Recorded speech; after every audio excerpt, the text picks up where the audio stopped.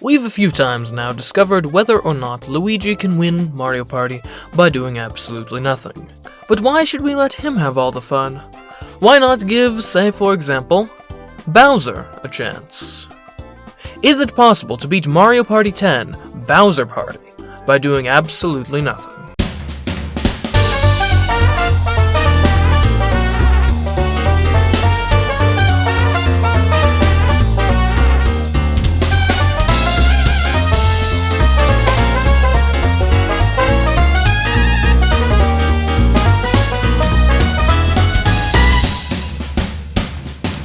As is usual, the rules for this challenge fall into two main buckets: doing nothing on the board and doing nothing in the minigames.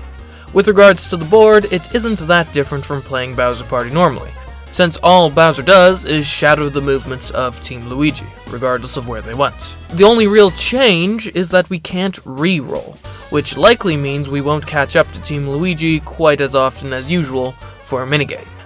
Speaking of minigames, they are quite important in Bowser Party mode as they're the main way to reduce our opponent's hearts, which is the whole goal of the game. Whenever one comes up, we will be placing our Wii U gamepad on a flat surface and refraining from touching any buttons, or the touchscreen, or blowing into the microphone. If we can reduce all of our easy difficulty AI's opponent's hearts to 0, winning on each of the 3 boards available in the mode, then it's a challenge successful. Let's get started with Mushroom Park.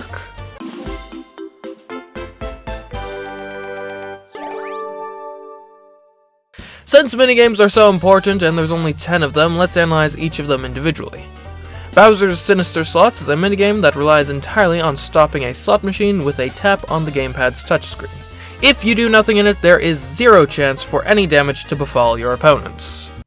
Bowser's Hammer Slammer is also a minigame that doesn't produce any damage without input from us. Bowser's High Dive has you touching one of 2 platforms on the touchscreen to land on. If you don't touch anything though, Bowser will always land on the left platform. The AI will usually get hit a couple times during this minigame even if we do nothing. Bowser's Clawful Climb is another one that doing nothing on means that our opponents are in no danger. It does give us this cool wide-angle shot though.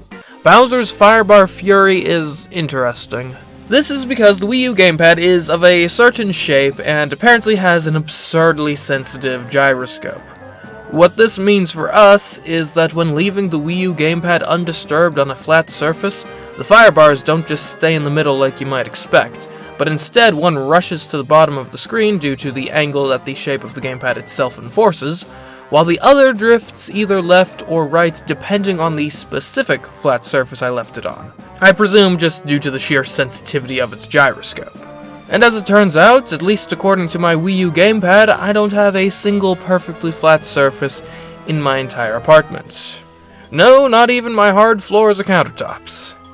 I've elected to make sure I place the gamepad on the exact same flat surface every time this game comes up, so that drift in one way or the other will always be consistent and not allow me to choose which direction to make it based on what would be convenient to me at that time. The location I ended up picking was my desk, which caused some drift to the left. In terms of damaging our opponents, this game is pretty good, consistently burning 7 hearts off of each of the ladies, and 4 to 5 from Luigi. Unfortunately, Waluigi seems to be immune from this minigame in his top right corner. Bowser's Bogus Bingo is a minigame founded on random chance. This, however, is not due to dice rolls. That's because we aren't rolling the dice, we're just letting the time limit to roll expire, which rolls for us, which, as it turns out, is entirely deterministic. Without fail, using this method, we always roll a boo, followed by a ba-bomb, followed by a cheep-cheep, and then another one, and then capped off with another ba-bomb. The fact that we will only ever get 3 of the 6 enemies to show up is obviously less than ideal, but depending on what bingo cards our opponents pick, it can work out. Ultimately, this minigame can deal 8 damage to a given player, or none at all. A true wild card of a minigame.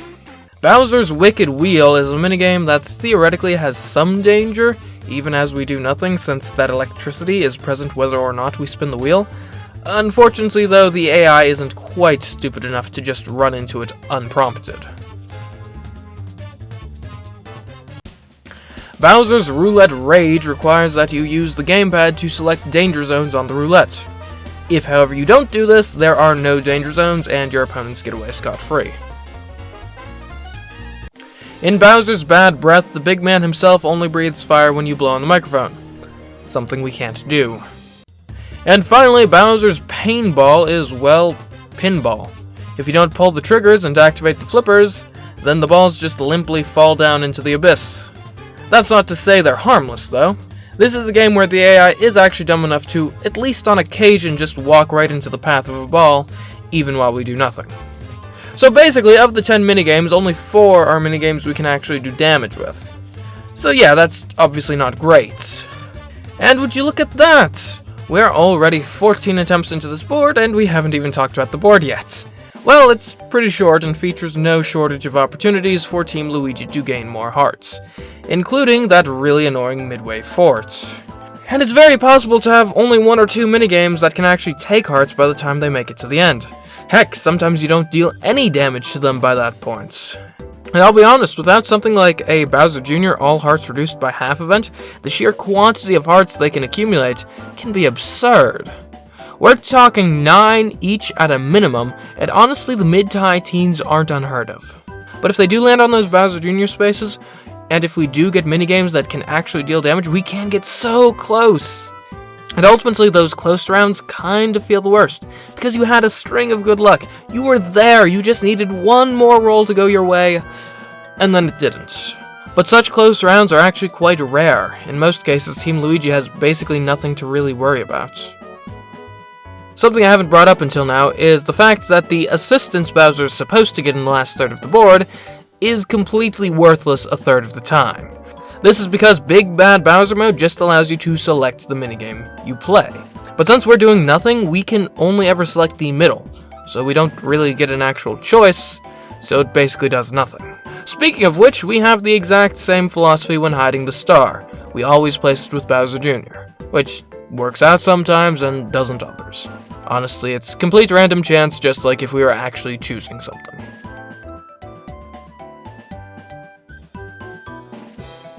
On this particular attempt, I didn't even get to play a minigame against Team Luigi. What fun. This attempt seemed quite promising. We did miss Team Luigi on the first roll, but then they landed on a -2 space and ended up in the clutches of a furious minigame, Bowser's Firebar Fury, which eliminated Daisy and Rosalina, while leaving Luigi on only 1 heart. Waluigi then landed on a lucky space but failed to actually get any hearts from it. The next minigame was Bowser's Bogus Bingo, which resulted in Waluigi's demise while annoyingly leaving Luigi unscathed. No matter though, we should have plenty of opportunities to destroy Luigi before he gets to the fort and resurrects his friends. Like with Bowser's Hammer Slammer, and Bowser's Bad Breath. And then Luigi defeats the Womp and everyone was back, thus ensuring yet another defeat.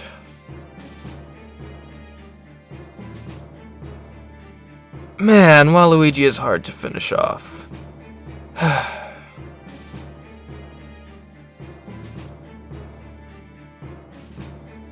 What attempt are we at now? 67? I wonder if maybe I could progress through my Steam backlog while this Mario Party stuff is going on.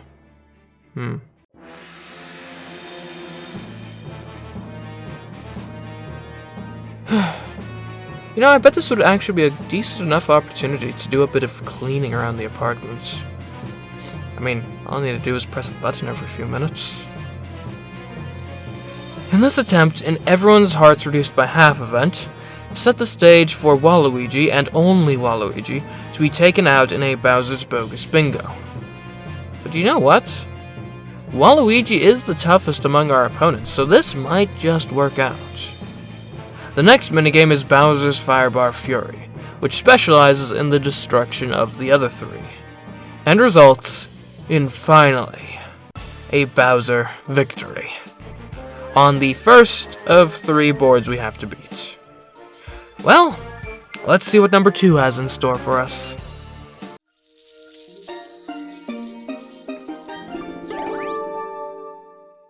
Whimsical Waters is a slightly more interesting board due to all these drawing sections where Bowser would normally do some fun doodling to mislead Team Luigi into picking some negative routes and chests.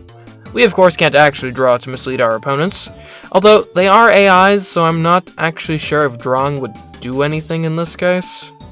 Anyway, sometimes they pick right and sometimes they pick wrong. We don't really have much to do with it.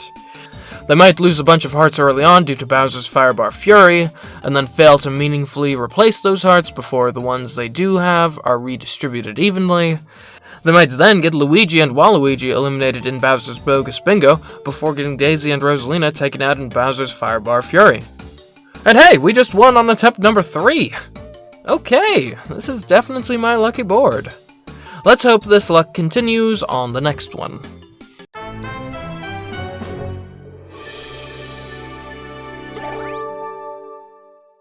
Chaos Castle is the third and final board available in Bowser Party. The first third of it is pretty normal, perhaps even slightly in our favor given all of the lava-based obstacles that can rob our opponents of their hearts if they fail to dodge them. The second third is a bit more complicated. There are once again obstacles that can take away our opponent's hearts. However, these obstacles are placed by Bowser. There's no default selection or anything here, so it would seem that we actually need to make a meaningful decision here. I, of course, am going to have none of that agency nonsense, and to get around this, I downloaded a random number generator on my phone. I gave each position we could place a trap on a number, and then rolled the dice on that RNG, until all the required trap spots were filled.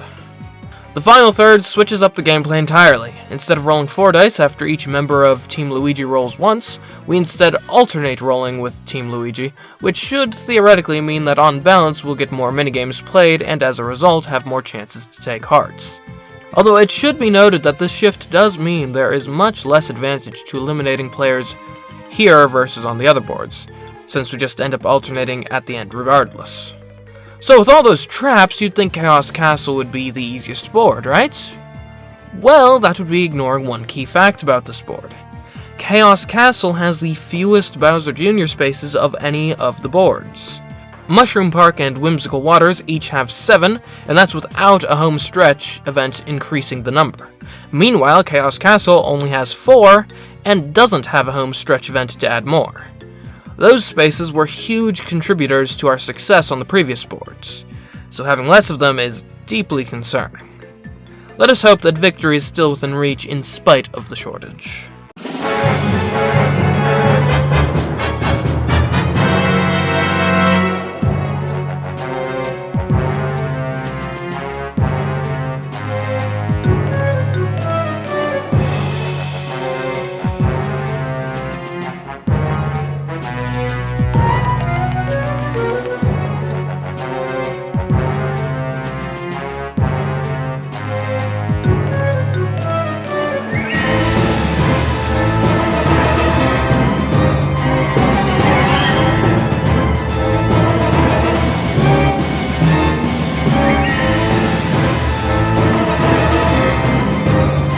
Well, as usual, our final breakthrough came from the amazing combination of Firebar Fury and Bowser's Bogus Bingo.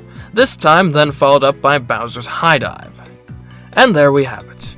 After over 140 attempts, we have secured victory on all 3 boards available in Bowser Party by doing absolutely nothing. If you enjoyed this video, I'd certainly recommend liking it, subscribing to the channel, and checking out some of my other videos, especially the other Mario Party challenges I've done. And if you want to see just more of my content in general, you may want to consider checking out my Let's Play channel. But anyways guys, until next time, I've been CMeeCraft, and I do sincerely hope you give my next video a shot as well. Goodbye.